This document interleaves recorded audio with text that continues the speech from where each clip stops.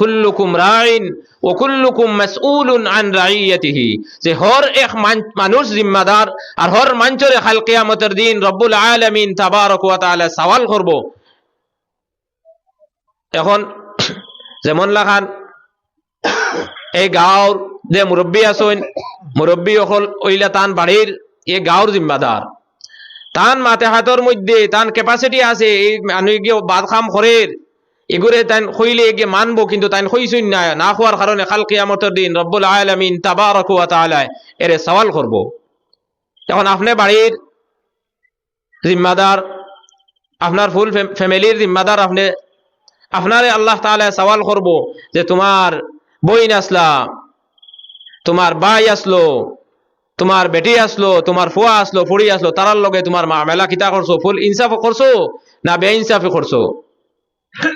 যদিন আমি আর আপনি যদিন ইনসাফ করিয়া যাই, যদিন দেখাল কিয়ামতের দিন রব্বুল আলামিন তাবারক ওয়া তাআলা আরশের ছায়ার তলে ছায়া দিবা, যেই দিন আল্লাহ তাআলার আরশের ছায়ার বাদে আর কোনো ছায়া থাকতো না।